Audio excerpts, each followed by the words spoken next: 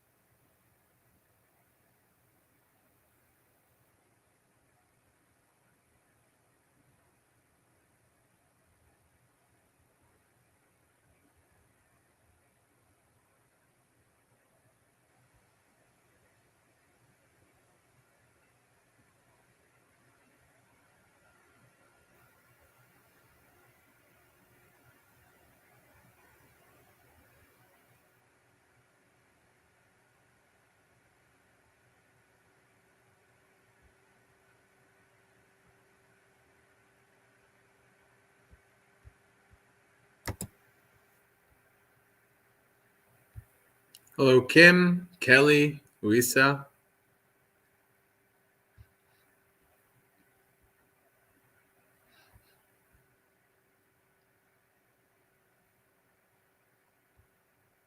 We'll just give it a little bit for people to join. This wasn't advertised because, well, I didn't know I was doing this until about an hour ago. Such is the way of things. So maybe now people are just getting their notifications. Hello, Bhumika.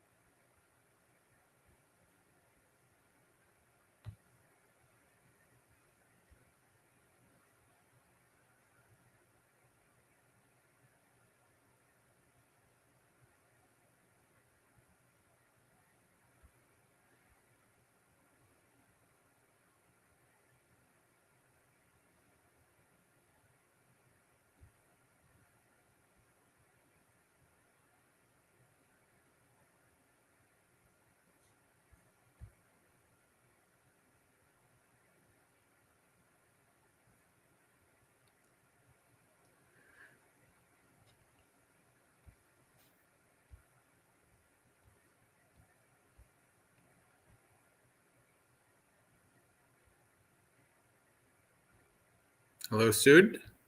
Welcome. Just give it another minute or so, and then we'll get started.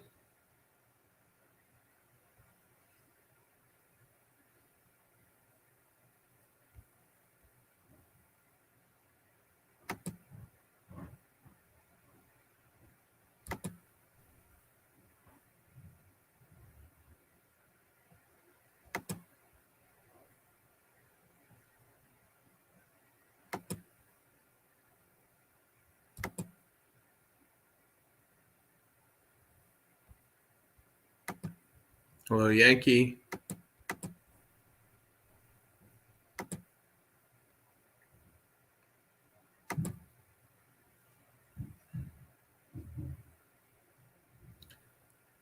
All right.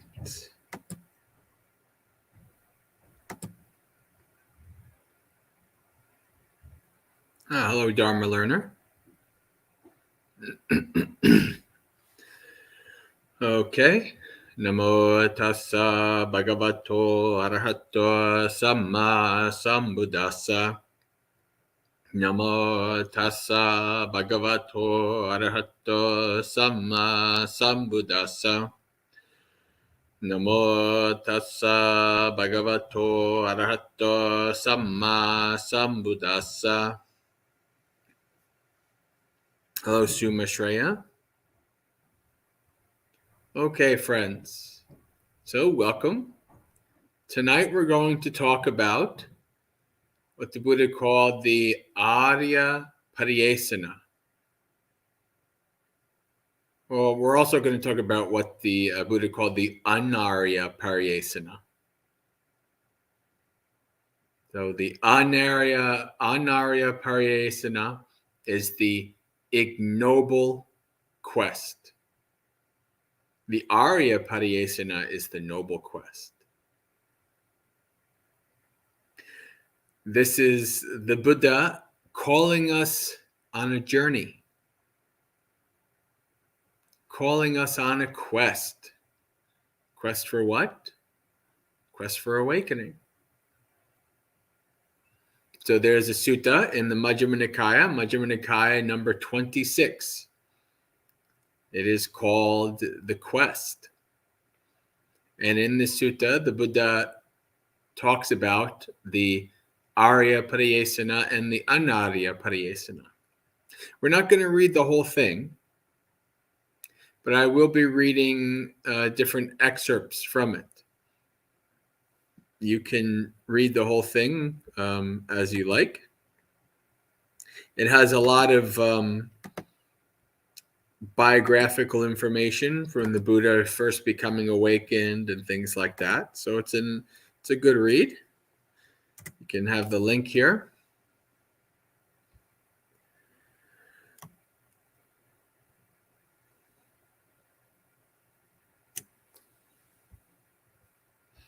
Well, let's read one section. Let's read what the Buddha described as the Ariya and the Anariya Pariyesanā. Sutta opens up with monks talking amongst each other. The Buddha comes and says, "What were you talking about?" And then this topic comes up. This is what the Buddha teaches these monks. And what is the ignoble quest? It's when someone who is themselves liable to be reborn seeks what is also liable to be reborn. Themselves liable to grow old, fall sick, die. Divine messengers, we were talking about this last night. Sorrow and become corrupted. They seek what is also liable to these things. So this is the ignoble search. The quest, the search for what is impermanent, for what is unsatisfactory, for what is not self. These are the three characteristics of existence: anicca, dukkha, anatta. The search for these three things, for these things that are not these things. Knowing that somebody is liable to be reborn, we seek the same thing. This is the ignoble quest, the ignoble search. And then the Buddha goes into a little detail about these individual things, but we won't go into that.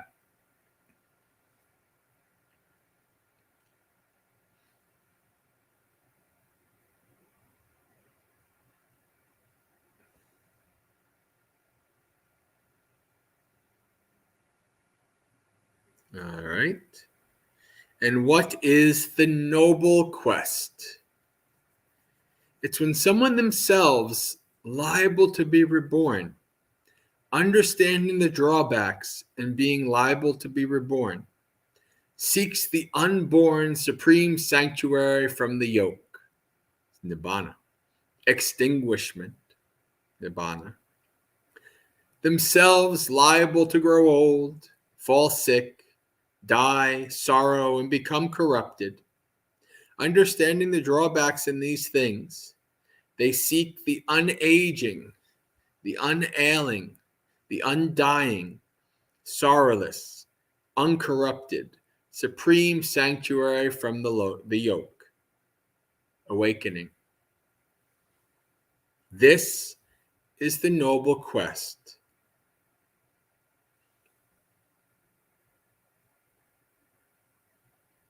And so the Buddha says, Mendicants, before my awakening, when I was still unawakened but intent on awakening, I too, being liable to be reborn, sought what is also liable to be reborn.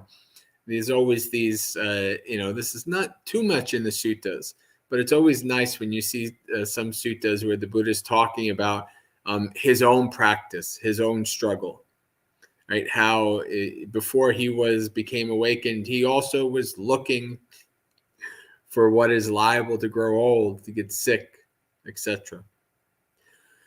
Myself liable to grow old, fall sick, die, sorrow, and become corrupted. I sought what is also liable to these things.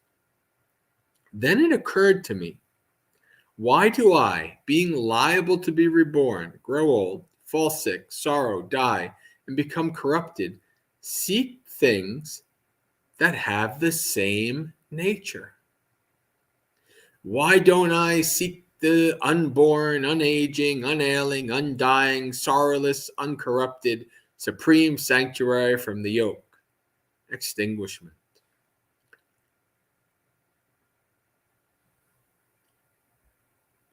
Sometime later, while still black-haired, blessed with youth, in the prime of life, though my mother and father wished otherwise, weeping with tearful faces, I shaved off my hair and beard, dressed in ochre robes, and went forth from lay life into homelessness.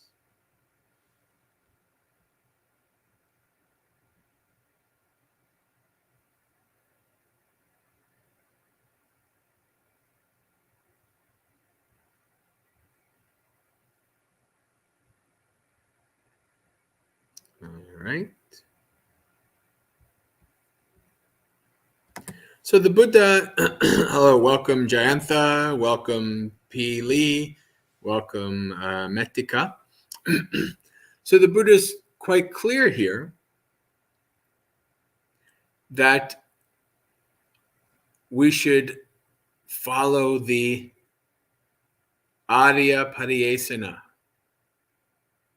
We should follow the noble quest. Everybody, quite naturally, because of our ignorance, because of our delusion, we're on the ignoble quest.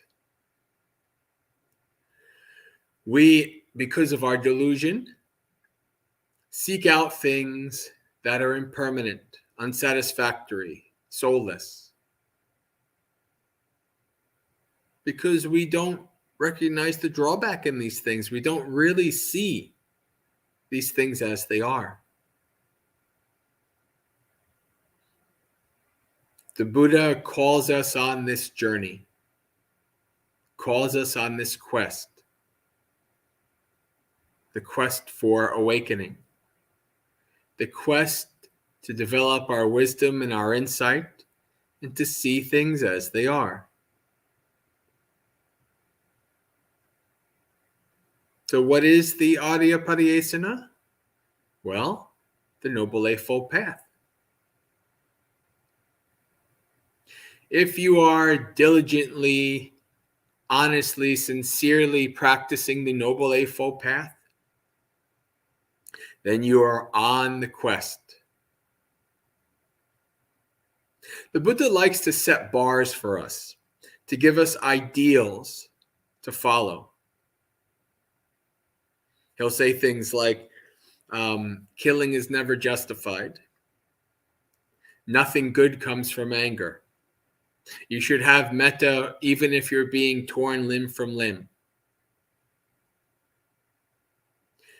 Obviously, the average person cannot hope to match these things.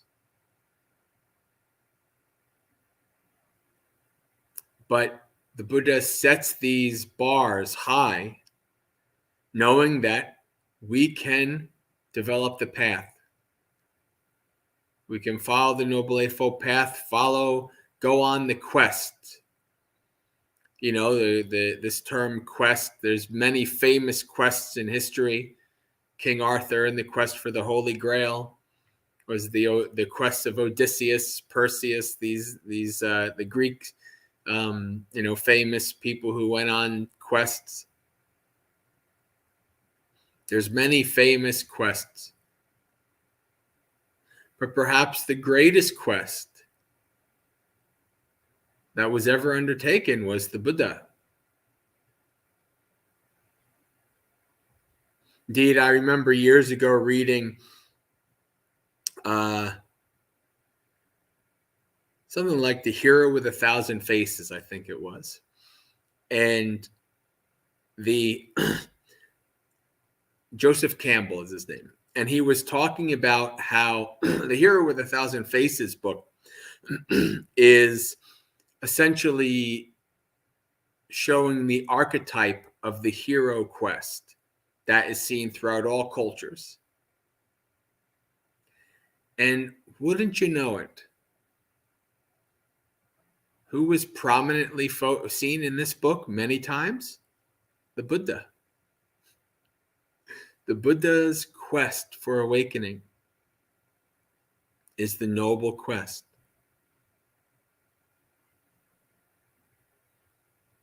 The Buddha had to follow the quest blindly on his own.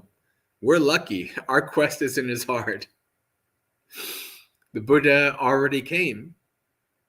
The Buddha already has lit the path. We just have to follow it. And maybe you've noticed in your life when you have a quest, something to aim up towards, something to focus on in developing yourself. This really is a very positive thing in your life. You gain much great meaning and contentment and happiness from it.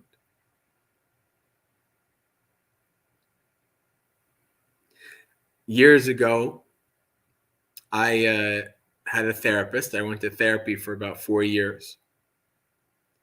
And towards the end, when I was telling, my therapist, I'm going to become a monk, I'm leaving, he said, "That's not a surprise." He says, "I noticed when you became a Buddhist how so many things changed with you."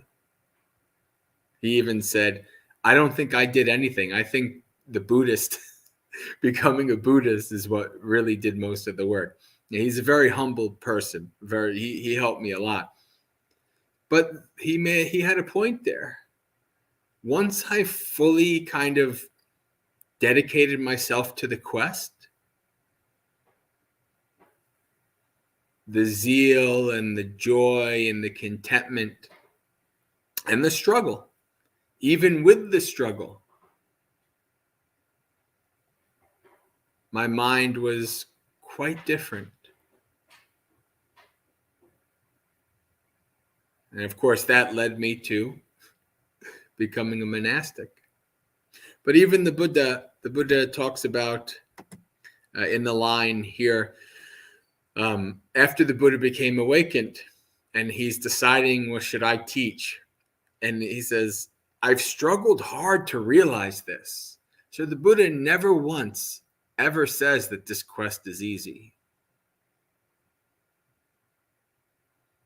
In Kamada Sutta, the god, the deva Kamada, comes to the Buddha and says, "Bhante, following this quest is really hard." And the Buddha says, "Well, my disciples do it even though it's hard. Gaining samadhi is really hard. Well, my disciples do it even though it's hard." Right? So like you have this deva complaining about how hard the path is to the Buddha. And the Buddha says, "Well, my disciples do it anyway." Right? Never saying that it's easy. Fully acknowledging that it's hard. Right? So what does he say here? "I've struggled hard to realize this, even with trying to explain it. Those mired in greed and hate can't really understand this teaching. It goes against the stream, subtle, deep, obscure, very fine. Those besotted by greed cannot see, for they're shrouded in a mass of darkness." And then, of course, we know what happened Brahma Sahampati came and said there are those who have little dust in their eyes and such and such. But I wanted to say that verse because that verse is the Buddha is fully acknowledging that this path is not easy. This path is quite hard, but it's very meaningful. In fact, I would go as far to say as this is the greatest quest that it's the greatest thing that a person can do. Also the hardest. There's nothing harder than letting go of everything. There's nothing harder than really following the Noble Eightfold Path. The hardest and most meaningful quest that any human beings have ever done. So the Buddha calls us to this. Not only does the Buddha call us to this, but so does the Dhamma. What are the qualities of the Dhamma? Directly visible.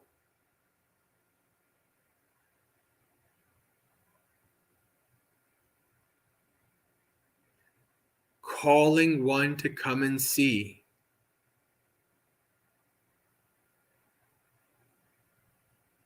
Unaffected by time. The Dhamma is calling us.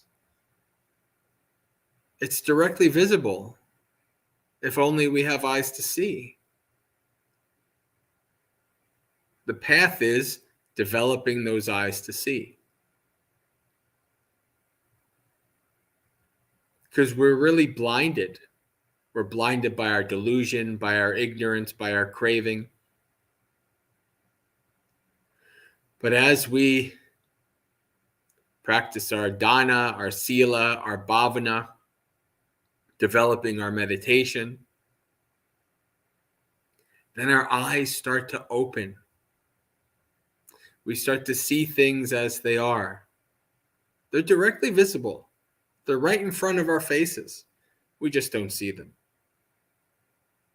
The Dhamma is calling us on this quest, calling us to come and see. It's leading onwards.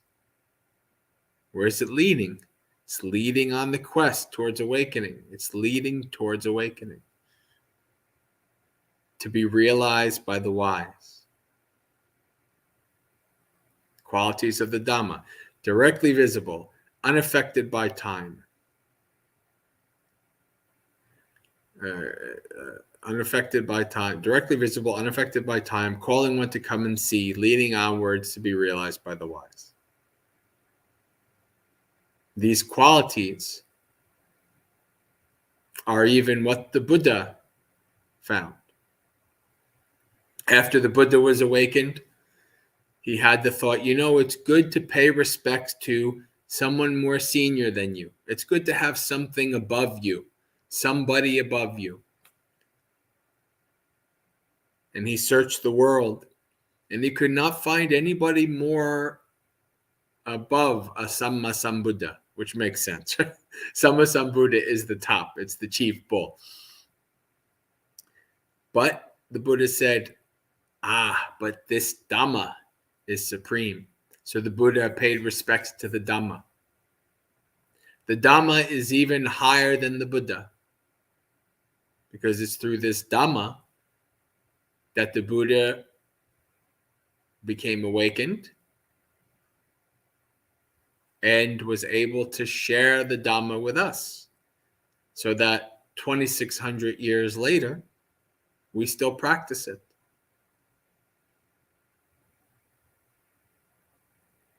We practice this Dhamma just like those who have gone before us, those who have followed the quest and are still on it through many, many lifetimes, following this noble quest towards awakening.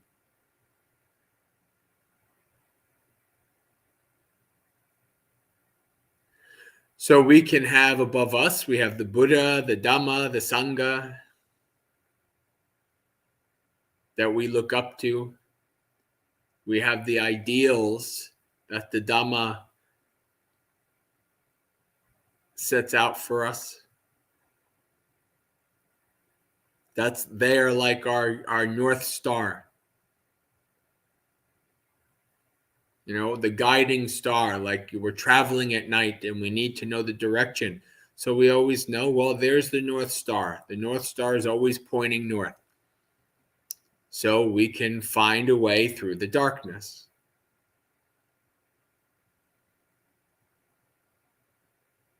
So long as you are following the quest and you keep the Dhamma in sight, you let it guide you as your North Star, then you'll be going in the right direction. It might take a long time. You know, quests can take a long time, and this quest can take many lifetimes. So it might be a long time, but that's okay. As long as you're heading in the right direction, you will get there eventually.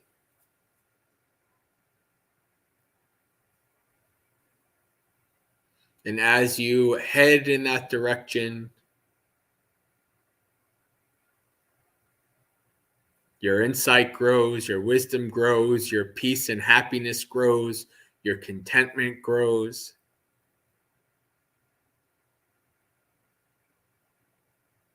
The path, the quest molds you, develops you, makes you into a better being.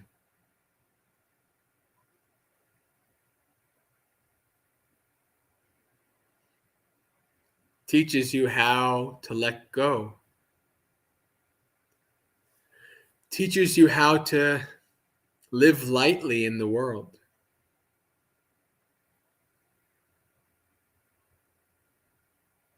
It's a very positive path.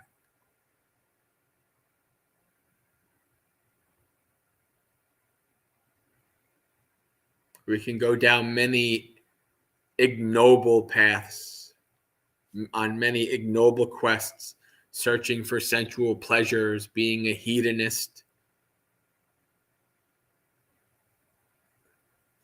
going on the quest to do as much evil, bad things as you can possibly do, which sometimes you meet people in life, it seems like that's their quest. Their quest is to just watch the world burn and add some fuel to the fire. You know, there are such people like this.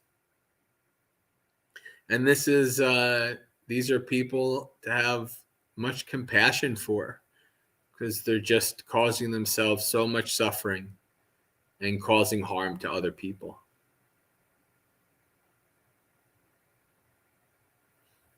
The path is like climbing a mountain. This is a simile that the Buddha gives. The Buddha is like a person who is on top of the mountain, and he looks down upon all the unawakened beings.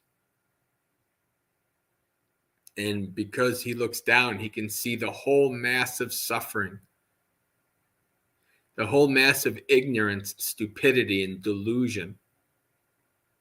And this is where naturally compassion and goodwill arises. And as we're following the quest, well, the quest is leading upwards. You are also going up that mountain. And maybe you've climbed a mountain before. It doesn't have to be a really tall one. Maybe you just, spent a couple hours climbing up a mountain. And as you go up the mountain, you look out and you see the view. The view's getting higher. The things that you could see are getting further away as you go higher. You can see more of the vista. You're developing a more grand view of the nature of this existence. You're seeing things above the fray as opposed to down in the middle of it. The Buddha says, one who is stuck in the mud cannot help another person who is stuck in the mud. As you're going uphill, you're still kind of stuck in the mud, but not as much. It's like you're slowly getting out of the mud. And to that extent, you can possibly help others who are stuck in the mud more than you.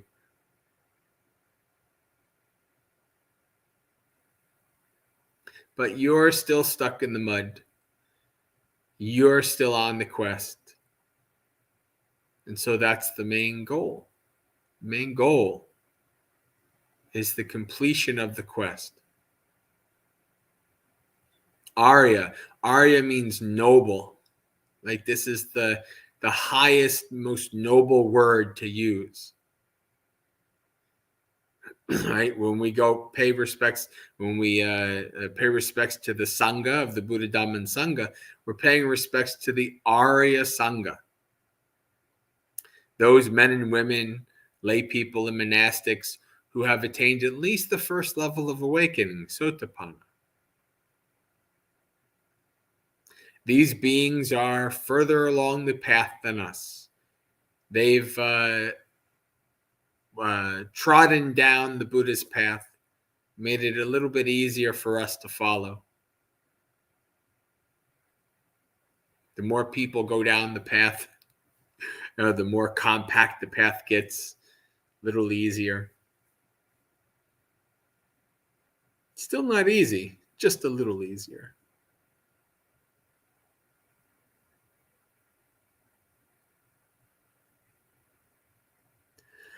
And so I encourage you, as the Buddha does, to dedicating yourself to following this Noble Eightfold Path. Taking on this quest. Not for the Holy Grail or for some magical item, but for something much greater. Self-awakening.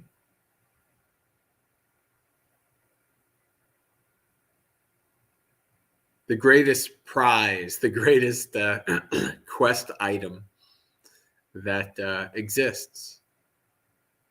The abandoning of our greed, hatred, and delusion. The letting go of our craving. And our ignorance. This is the noble quest. So, all speed and few obstacles for you on that quest. All right, friends. I think this is good enough for the talk. Now I'll leave it open for some questions, if you have any questions. And we'll go for as long as there's questions. And if there are no questions, then we can call it a night.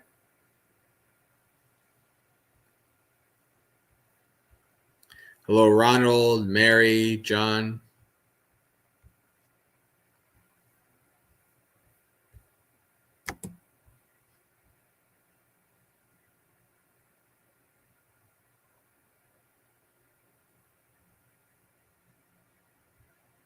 Here you go. The simile of the mountain is actually in this suttas that we were just reading.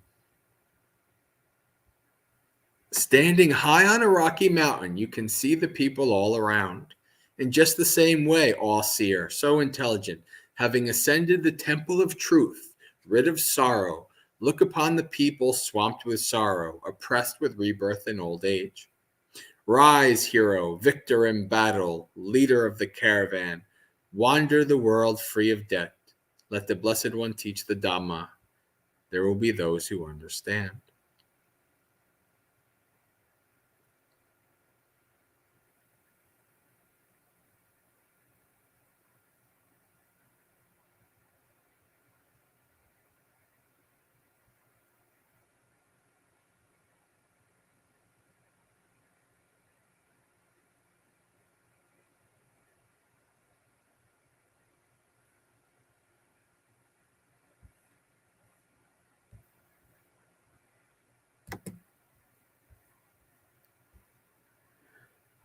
How to motivate ourselves on this quest? That's a really good question. Very good question. The Buddha gives us some answers to this question. Listening to Dhamma. Right? That's one of the most important ways to do this. Listen to Dhamma. Read the suttas. Buddha says that when one lends an ear to hear the Dhamma, then they develop inspiration. And that inspiration is what spurs them to practice.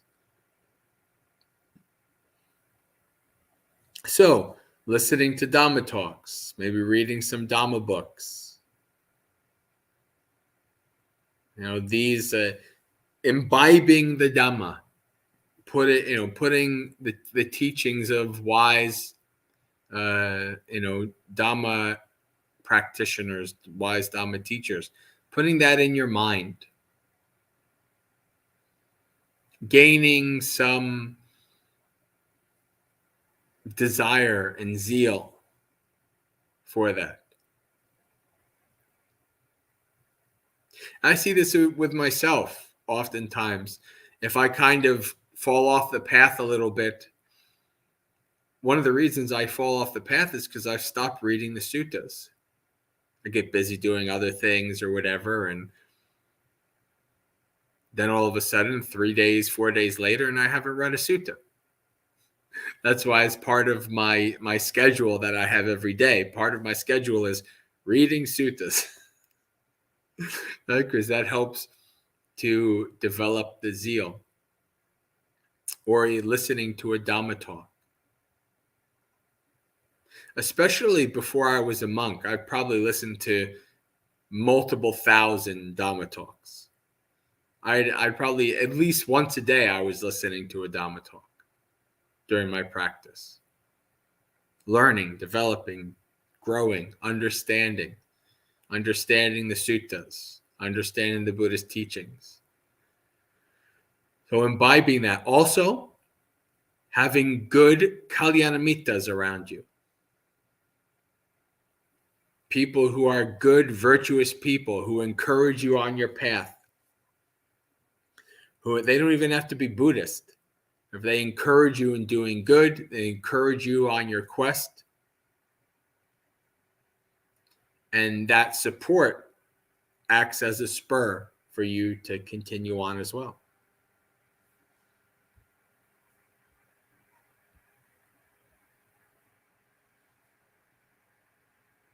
And reflecting on the gratification, the danger, and the escape. Right? Even in the sutta, the Buddha talked about one who understands the drawbacks. You have to understand, when you understand the drawbacks, then you don't get wrapped up so much in sensual pleasures and in the world. You understand the gratification, the drawbacks, the escape, and you practice. You develop the path.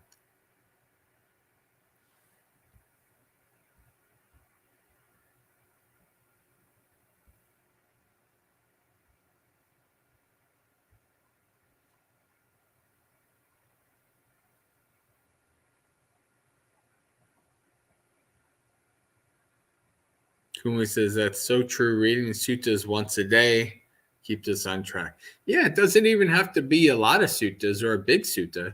Actually, probably it's better not to read a bunch of suttas, so that you can kind of have a limited thing to marinate and imbibe over.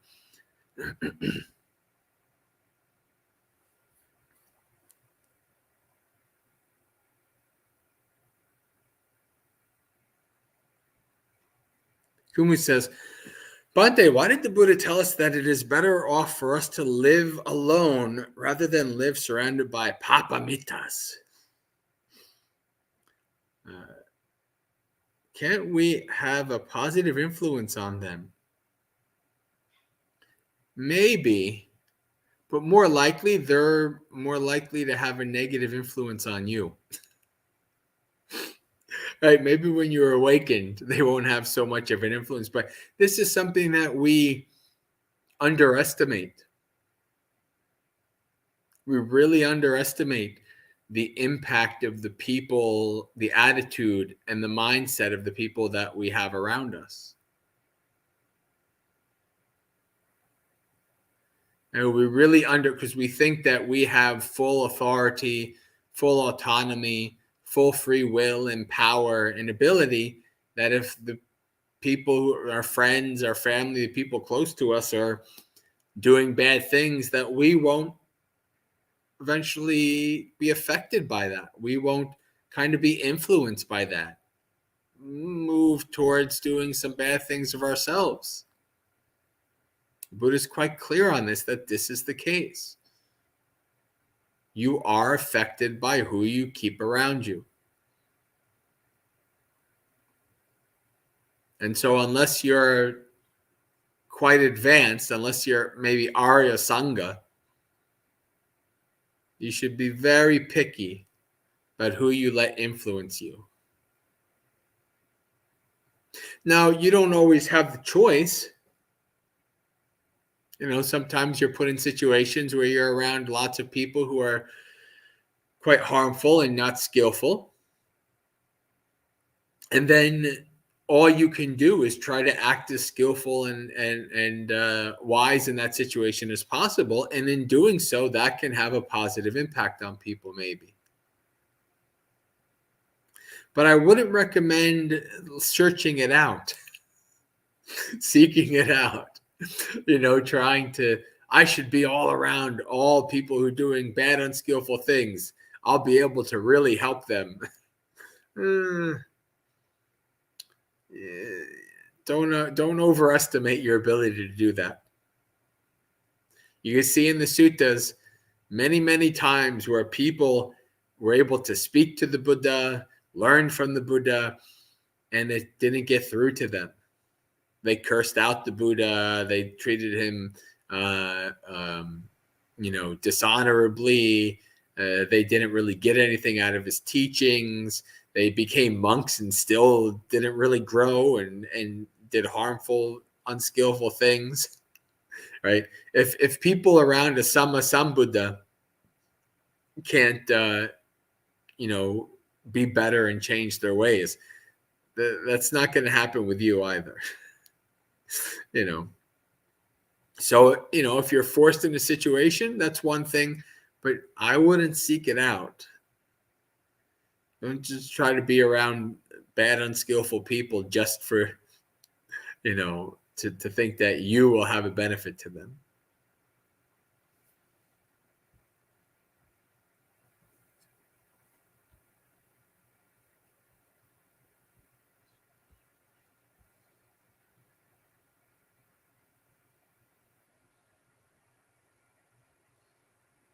All right, I'll give it another minute or two to see if there's any questions. Tomorrow morning, Bhante Sudasa will be doing Friday morning suttas as usual. And then we'll be doing monk chat tomorrow.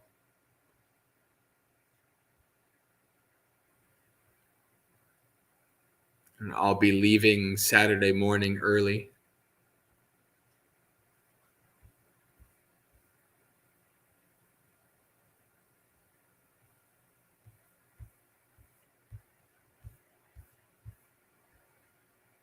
Hello, Jeffrey.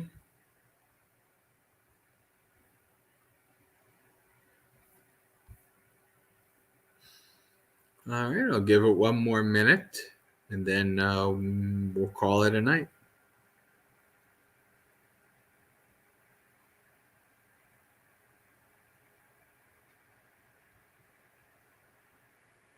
That's so true. The negative vibe gets to us. Yeah.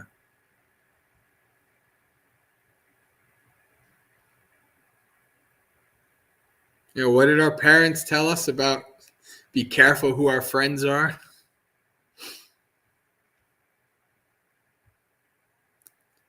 If your friends jump off a bridge, would you do it too? The answer is most likely yes, unfortunately. What time tomorrow? 8 a.m. tomorrow. Bhante will be on. The Empty Cloud Buddhist Insights has streams Wednesday, Thursday, Friday at 8 a.m. Either covered by a monastic here or by another one over the internet somewhere. All right, friends. Well, Suki Hotu, may you be well and at ease. Practice well and be well. May you have a spiritually successful and peaceful practice until we meet again. Have a good night.